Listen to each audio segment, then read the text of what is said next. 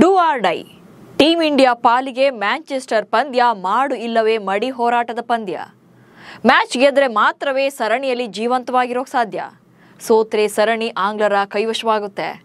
Must win ಸಿಚುಯೇಷನ್ನಲ್ಲಿರುವಂಥ Bharat 4ನೇ ಪಂದ್ಯಕ್ಕೆ playing 11 ಕ್ಯಾಲ್ಕುಲೇಷನ್ನಲ್ಲಿದೆ.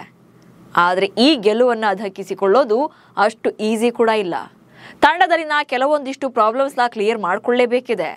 So ಏನೆಲ್ಲ ಸಮಸ್ಯೆಗಳಿವೆ ಅನ್ನೋ ಬಗ್ಗೆ ಈ ವಿಡಿಯೋದಲ್ಲಿ ಮಾಹಿತಿ ಕೊಡ್ತೇನೆ. ನಾನು ಶಾಂತ. ನೀವು ಸುದ್ದಿಯಾನದ ಸಬ್ಸ್ಕ್ರೈಬರ್ ಆಗೋದಕ್ಕೆ ಮರಿಬೇಡಿ.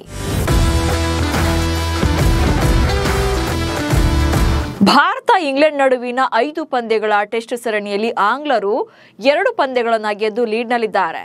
ಟೀಮ್ ಇಂಡಿಯಾ 1 ಪಂದ್ಯವನ್ನು ಮಾತ್ರ ವಿನ್ ಆಗಿದೆ. ಇದೀಗ ಜುಲೈ 23ರಿಂದ ಮ್ಯಾಂಚೆಸ್ಟರ್ನ ಓಲ್ಡ್ ಟ್ರಾಫರ್ಡ್ ಮೈದಾನದಲ್ಲಿ ನಡೆಯಲಿರುವಂತಹ ಪಂದ್ಯವೇ ಗೇಮ್ ಡಿಸೈಡರ್ ಆಗಲಿದೆ. ಓಲ್ಡ್ ಟ್ರಾಫರ್ಡ್ನ ಪಿಚ್ ಎಡ್ಜ್ ಬಾಸ್ಟರ್ ಮತ್ತು ಲಾರ್ಡ್ಸ್ನಂತೆಯೇ ಇದೆ. ಹೀಗಾಗಿ ಲೋ ಸ್ಕೋರಿಂಗ್, ಲೋ ಸ್ಪೀಡ್ ಮತ್ತು ಬೌನ್ಸ್ ಇರುತ್ತೆ. ಮಸ್ಟ್ ಅಂಡ್ ಶುಡ್ ಪಂದ್ಯವನ್ನು ಗೆಲ್ಲಲೇಬೇಕಿರುವಂಥ ಭಾರತ ಈ ಸವಾಲುಗಳನ್ನು ಕೂಡ ಮೆಟ್ಟಿ ನಿಲ್ಲಲೇಬೇಕಿದೆ. Challenge number 1, top order batting fail ಆದರೆ ಕಂಪ್ಲೀಟ್ ಫ್ಲಾಪ್. ಪ್ರಸ್ತುತ ಟೀಮ್ ಇಂಡಿಯಾ ಪರ ಯಶಸ್ವಿ ಜೈಸ್ವಾಲ್ ಮತ್ತು KL ರಾಹುಲ್ ಇನ್ನಿಂಗ್ಸ್ ಅನ್ನು ಆರಂಭ ಮಾಡ್ತಿದ್ದಾರೆ. ಇಬ್ಬರಲ್ಲಿ ಒಬ್ಬರಾದ್ರೂ ಕೂಡ ಬಿಗ್ ಇನ್ನಿಂಗ್ಸ್ ಕಟ್ತಾ ಇದ್ದಾರೆ. ಮಿನಿಮಮ್ ಸ್ಕೋರ್ ಅಂತೂ ಬರ್ತಾ ಇದೆ. ಬಟ್ ಆ ನಂತರ ಬರುವಂತ 3ನೇ ಕ್ರಮಾಂಕದ ಬ್ಯಾಟರ್ನಿಂದ ಉತ್ತಮ ಸಾಥ್ ಕೊಡ್ತಾ ಇಲ್ಲ. ಫಸ್ಟ್ ಮ್ಯಾಚಲ್ಲಿ ಸಾಯಿ ಸುದರ್ಶನ್ ಆಡಿದ್ರು. ಬಿಗ್ ಸ್ಕೋರ್ ಬಂದಿಲ್ಲ ಅಂತ ಕರುಣ್ ನಾಯರನ್ನ 3ನೇ ಕ್ರಮಾಂಕದಲ್ಲಿ ಕಣಕ್ಕಿಳಿಸಲಾಗಿತ್ತು. ಬಟ್ ನಾಯರ್ ಕೂಡ ಫ್ಲಾಪ್ ಆದ್ರು. ಇನ್ನು 4ನೇ ಸ್ಲಾಟ್ನಲ್ಲಿ ಶುಭ್ಮನ್ ಗಿಲ್, 5ನೇ ಸ್ಲಾಟ್ನಲ್ಲಿ ರಿಷಬ್ ಪಂತ್ ಆಡ್ತಾ ಇದ್ದಾರೆ. ಇವರೆಲ್ಲ ಸ್ಟಾರ್ ಬ್ಯಾಟರ್ಸ್.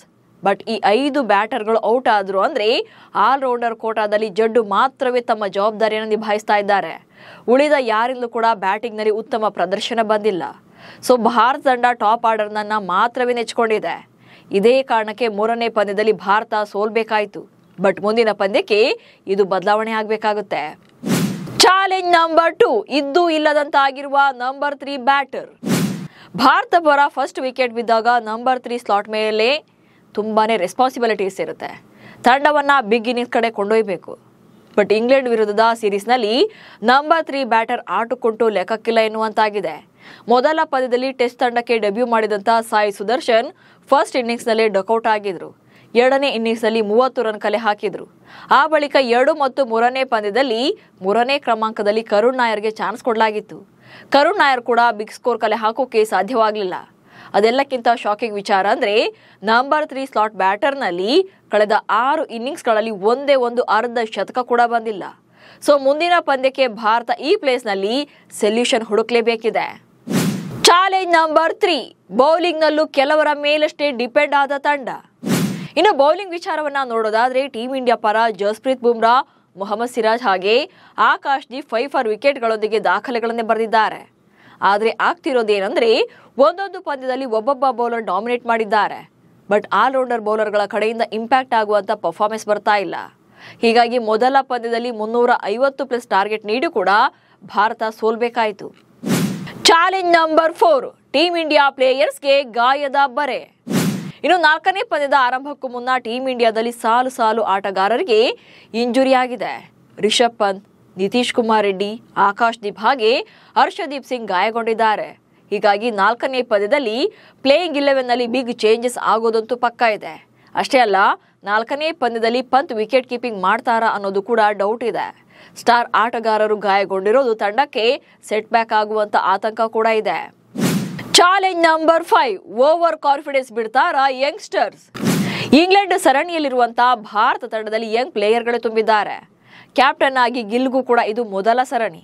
ಆದರೆ ಮೊದಲ ಹಾಗೂ 3ನೇ ಪಂದ್ಯದಲ್ಲಿ ಗೆಲ್ಲುವ ಚಾನ್ಸ್ ಭಾರತ ಕಡೆ ಇದ್ರೂ ಕೂಡ ಕಳ್ಕೊಳ್ಬೇಕಾಯ್ತು. ಅದಕ್ಕೆ ಕಾರಣ ಓವರ್ ಕಾನ್ಫಿಡೆನ್ಸ್ ಎನ್ನುವಂತ ಮಾತುಗಳು ಕೇಳಿ ಬಂದಿವೆ.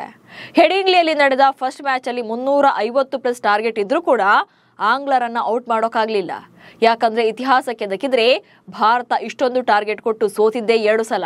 ಹೀಗಾಗಿ ಇಷ್ಟೊಂದು ಸ್ಕೋರ್ನ ಆಂಗ್ಲರು ರೀಚ್ ಆಗಲ್ಲ, ನಾವೇ ಗೆಲ್ತೀವಿ ಅಂತ ಟೀಮ್ ಇಂಡಿಯಾ ಪ್ಲೇಯರ್ಗಳು ಓವರ್ ಕಾನ್ಫಿಡೆನ್ಸ್ ನಲ್ಲಿದ್ರು. ಕೊನೆಗೆ ಅದೇ ಮುಳುವಾಯಿತು. ಪಂದ್ಯವನ್ನ ಸೋಲ್ಬೇಕಾಯಿತು. ಇನ್ನು 3ನೇ ಪಂದ್ಯದಲ್ಲೂ ಕೂಡ ಅದೇ ಕಥೆ. ಕಂಪ್ಲೀಟ್ ಭಾರತದ ಕಡೆಯೇ ಇತ್ತು ಪಂದ್ಯ. 193 ರನ್ಗಳ ಟಾರ್ಗೆಟ್, 100+ ಓವರ್ಗಳು, ಒಂದಿಡೀ ದಿನ ಟೈಮ್. ಹೀಗಿದ್ರು ಚೇಸ್ ಮಾಡೋಕ್ಕಾಗದೆ ಸೋತೆ ಹೋದ್ರು. ಇಲ್ಲೂ ಕೂಡ ಗೆದ್ದೇ ಬಿಡ್ತೇವೆ ಅನ್ನುವಂಥ ಉದಾಸೀನದಿಂದಲೇ ಪಂದ್ಯವನ್ನ ಕೈ ಚೆಲ್ಲಿದ್ರು. ಬಟ್ ಮುಂದಿನ ಪಂದ್ಯದಲ್ಲಿ ಇದು ರಿಪೀಟ್ ಆಗಬಾರದು. ಚಾಲೆಂಜ್ ನಂಬರ್ 6, ಮ್ಯಾಂಚೆಸ್ಟರ್ನಲ್ಲಿ ಗೆದ್ದೇ ಇಲ್ಲ ಟೀಮ್ ಇಂಡಿಯಾ. ಭಾರತಕ್ಕೆ ಇದೆಲ್ಲಕ್ಕಿಂತ ಚಾಲೆಂಜಿಂಗ್ ಆದರೆ ಮ್ಯಾಂಚೆಸ್ಟರ್ ಮೈದಾನ. ಇದುವರೆಗೆ ಟೀಮ್ ಇಂಡಿಯಾ ಮ್ಯಾಂಚೆಸ್ಟರ್ನ ಓಲ್ಡ್ ಟ್ರಾಫರ್ಡ್ನಲ್ಲಿ ಒಂದೇ ಒಂದು ಟೆಸ್ಟ್ ಪಂದ್ಯವನ್ನು ಕೂಡ ಗೆಲ್ಲೋಕ್ಕಾಗಿಲ್ಲ. ಈ ಮೈದಾನದಲ್ಲಿ ಭಾರತ ಮತ್ತು ಇಂಗ್ಲೆಂಡ್ ನಡುವೆ ಒಟ್ಟು 9 ಟೆಸ್ಟ್ ಪಂದ್ಯಗಳು ನಡೆದಿವೆ. ಅವುಗಳಲ್ಲಿ 4ರಲ್ಲಿ ಇಂಗ್ಲೆಂಡ್ ತಂಡ ಗೆದ್ರೆ ಉಳಿದ 5 ಪಂದ್ಯಗಳು ಡ್ರಾನಲ್ಲಿ ಕೊನೆಗೊಂಡಿವೆ. ಕೊನೆ ಬಾರಿಗೆ ಅಂದರೆ 2014ರಲ್ಲಿ ಈ ಮೈದಾನದಲ್ಲಿ ಉಭಯ ರಾಷ್ಟ್ರಗಳು ಕಣಕ್ಕಿಳಿದಿದ್ವು. ಈಗ 11 ವರ್ಷಗಳ ನಂತರ ಭಾರತ ಮತ್ತೆ ಈ ಪ್ರತಿಷ್ಠಿತ ಮೈದಾನದಲ್ಲಿ ಕಣಕ್ಕಿಳಿಯಲಿದೆ. ಮತ್ತೊಂದು ಇಂಪಾರ್ಟೆಂಟ್ ವಿಚಾರ ಅಂದರೆ ಈ ಮೈದಾನದಲ್ಲಿ ಭಾರತೀಯ ಬ್ಯಾಟರ್ ಒಬ್ಬ ಶತಕವನ್ನು ಸಿಡಿಸಿ ಬರೋಬ್ಬರಿ 35 ವರ್ಷಗಳು ಕಳೆದಿವೆ. ಟೀಮ್ ಇಂಡಿಯಾ ಬ್ಯಾಟರ್ ಕೊನೆ ಬಾರಿ ಸೆಂಚುರಿ ಬಾರಿಸಿದ್ದು 1990ರಲ್ಲಿ, ಅದು ಕೂಡ ಸಚಿನ್ ತೆಂಡೂಲ್ಕರ್. ಆಗ ಸಚಿನ್ಗೆ ಕೇವಲ 17 ವರ್ಷ ಮಾತ್ರ ವಯಸ್ಸು. ಇದಾದ ಬಳಿಕ ಖುದ್ದು ಸಚಿನ್ ಅವ್ರಿಗಾಗಲಿ ಅಥವಾ ವಿರಾಟ್ ಕೊಹ್ಲಿಗಾಗಲಿ ಯಾರಿಂದಲೂ ಕೂಡ ಇಲ್ಲಿ ಶತಕವನ್ನು ಬಾರಿಸೋಕೆ ಸಾಧ್ಯವಾಗಿಲ್ಲ. ಭಾರತದ ಯಾವೊಬ್ಬ ಬ್ಯಾಟರ್ನಿಂದಲೂ ಕೂಡ 3 ಅಂಕಿ ಮೊತ್ತ ಬಂದಿಲ್ಲ. ಹೀಗಾಗಿ ಈ ಬಾರಿ ಸೆಂಚುರಿ ಸಿಡಿಸುವ ಸರ್ದಾರ ಯಾರು ಅನ್ನಂತ ಕುತೂಹಲ ಕೂಡ ಇದೆ. ಹೀಗೆ ಟೀಮ್ ಇಂಡಿಯಾ ಬ್ಯಾಟಿಂಗ್ ಮತ್ತು ಬೌಲಿಂಗ್ ಎರಡರಲ್ಲೂ ಕೂಡ ಬೆಸ್ಟ್ ಪರ್ಫಾರ್ಮೆನ್ಸ್ ನೀಡು ಕೂಡ ಸೋಲ್ತಾ ಇದ್ರೆ, ಅತ್ತ ಇಂಗ್ಲೆಂಡ್ ತಂಡ ಮಾತ್ರ ಸದ್ದಿಲ್ಲದೆ 4ನೇ ಪಂದ್ಯವನ್ನು ವಶಪಡಿಸಿಕೊಳ್ಳೋಕೆ ಕದನ ಕಲಿಗಳ ಹೆಸರನ್ನು ಕೂಡ ಘೋಷಣೆ ಮಾಡಿದೆ. 4ನೇ ಟೆಸ್ಟ್ ಪಂದ್ಯಕ್ಕೆ ಪ್ಲೇಯಿಂಗ್ 11 ಘೋಷಿಸಿದ ಇಂಗ್ಲೆಂಡ್. ಮ್ಯಾಂಚೆಸ್ಟರ್ನ ಪಂದ್ಯವನ್ನ ಗೆದ್ದು ಸರಣಿ ಕೈವಶಕ್ಕೆ ಪ್ಲಾನ್ ಮಾಡಿರುವಂತ ಇಂಗ್ಲೆಂಡ್ ತಂಡ ಪಂದ್ಯಕ್ಕೆ ಇನ್ನೂ 2 ದಿನ ಇರುವಾಗಲೇ ಆಡುವ 11ರ ಬಳಗವನ್ನ ಘೋಷಣೆ ಮಾಡಿಬಿಟ್ಟಿದೆ. ಹಾಗಂತ ಟೀಮ್ನಲ್ಲಿ ಹೆಚ್ಚೇನು ಬದಲಾವಣೆ ಮಾಡಿಲ್ಲ. ಲಾರ್ಡ್ಸ್ ಟೆಸ್ಟ್ನಲ್ಲಿ ಇಂಜುರಿಯಿಂದ ಸರಣಿಯಿಂದಲೇ ರೋಲ್ಡ್ ಔಟ್ ಆಗಿರುವಂತ ಯುವ ಸ್ಪಿನ್ನರ್ ಶೋಯಬ್ ಬಶೀರ್ ಅವರ ಬದಲಿಗೆ ಎಡಗೈ ಸ್ಪಿನ್ ಆಲ್ರೌಂಡರ್ ಆಗಿರುವಂತ ಲಿಯಾಮ್ ಡಾಸನ್ ಅವರನ್ನ 4ನೇ ಮತ್ತು 5ನೇ ಟೆಸ್ಟ್ ಪಂದ್ಯಕ್ಕೆ ತಂಡದಲ್ಲಿ ಆಯ್ಕೆ ಮಾಡಿದ್ದಾರೆ. ಡಾಸನ್ 2016ರ ಭಾರತ ಇಂಗ್ಲೆಂಡ್ ಟೆಸ್ಟ್ ಸರಣಿಯಲ್ಲಿ ಪದಾರ್ಪಣೆ ಮಾಡಿದ್ರು. ಆದರೆ 3 ಪಂದ್ಯಗಳ ನಂತರ ಅವರನ್ನ ಅಂದರೆ 2017ರಲ್ಲಿ ತಂಡದಿಂದ ಕೈ ಬಿಡಲಾಗಿತ್ತು.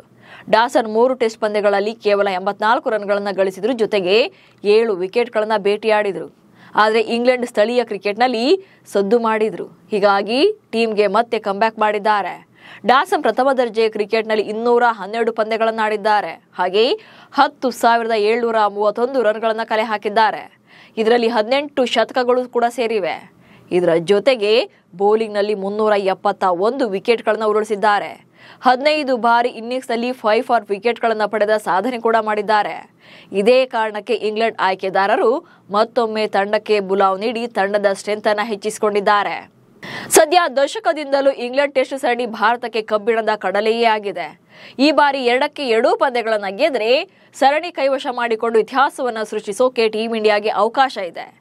ಆದರೆ ಈ ಮೇಲಿನ ಎಲ್ಲಾ ಸವಾಲುಗಳನ್ನು ಮೆಟ್ಟಿ ನಿಂತರಷ್ಟೇ ಮ್ಯಾಂಚೆಸ್ಟರ್ನಲ್ಲಿ ಇತಿಹಾಸವನ್ನು ಸೃಷ್ಟಿಸೋಕೆ ಸಾಧ್ಯವಾಗೋದು. ನಮಸ್ಕಾರ.